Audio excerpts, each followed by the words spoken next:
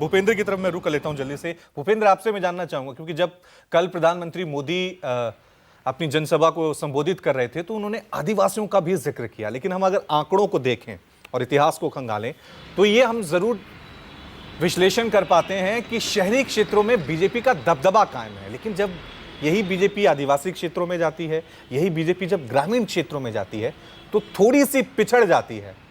तो कोई रणनीति बदली है ताकि आदिवासियों के वोट ग्रामीण क्षेत्रों में भी बीजेपी का दबदबा बने? किस दिशा की तरफ आपको अब माहौल नजर आ रहा है गुजरात में?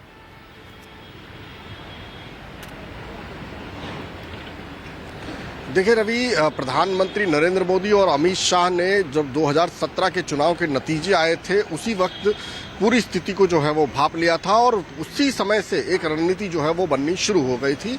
वो चाहे विकास कार्यों को आदिवासी और सौराष्ट्र के इलाकों में पहुंचाना हो या फिर वहां पर संगठनात्मक तौर पर और ज्यादा अपने आप को मजबूती देना हो, इन तमाम चीजों पर उन्होंने उस वक्त से ही ध्यान देना शुरू कर दिया था।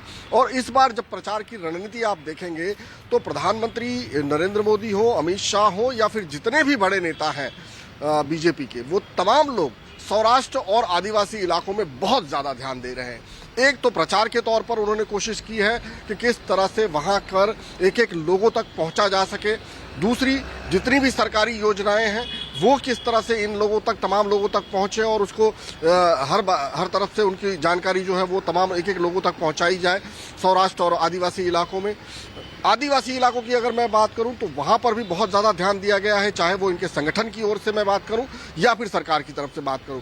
दोनों तरफ से बीजेपी ने पूरी कोशिश की है कि आदिवासी वोटरों को कैसे अपने पाले में लाया जाए।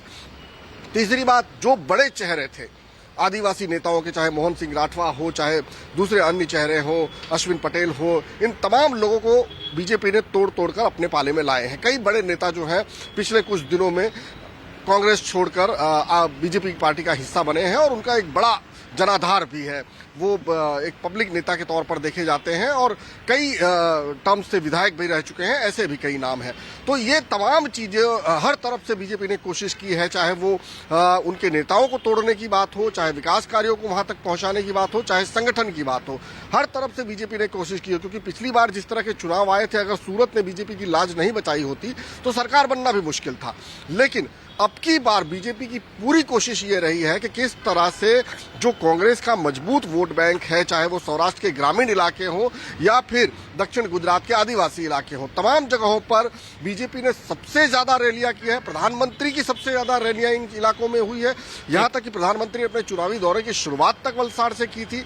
इसके अलावा तमाम जो बड़े बड़े नेता हैं वो लगातार इन इलाकों के दौरे पर हैं और सिर्फ प्रचार और रैलियों के जरिए ही नहीं, डोर टू डोर कैंपेन के जरिए भी कोशिश की जा रही है। गुजरात गौरव यात्रा हो, अग्रसर गुजरात हो, ये तमाम चीजों की शुरुआत में इन जो इलाके हैं सौराष्ट्र और आदिवासी बाहुल्य जो इलाके हैं, इन तमाम जगहों पर विशेष ध्यान दिया गया है। लेकिन अब ये देखना होगा कि कितना ज्यादा इनकी मेहनत जो है वो रंग लाती है जब 5 तारीख को वहां पर वोट पड़ेंगे, 1 तारीख को जब वहां पर वोट पड़ेंगे, क्योंकि यही वो इलाके हैं जहां पर पहले चरण में मतदान होना है। और फिलहाल बीजेपी ने अपनी पूरी ताकत जो है इन इलाकों में झोंक दी है, लेकिन ये भी मानना पड़ेगा कि कांग्रेस इन इलाकों में अभी भी मजबूत स्थिति में है। उनके उम्मीदवार अभी भी अपना पैर इन इलाकों में जमाए हुए हैं, लेकिन आप पार्टी भी कहीं न कहीं वहां अपनी जमीन तलाशने की कोशिश में उसने भी काफी मेहनत की है। ठीक है, ये तो 8 दिसंबर के नतीजे ही बताएंगे। अब तमाम राजनीतिक मेहमान हमारे साथ बने हुए, इनके साथ भी चर्चा की शुरुआत करते हैं। बीजेपी की तरफ से सतीश लखेरा हैं, निशांत रावल कांग्रेस की तरफ से हैं और सीनियर जर्नलिस्ट। नमस्कार, मैं हूं मानक गुप्ता। अगर आपको हमारा ये वीडियो पसंद आया हो तो इसे लाइक और शेयर जरूर करें और हां, हमें सब्सक्राइब और फॉलो करना ना भूलें ताकि आप देश और दुनिया की कोई खबर मिस ना करें।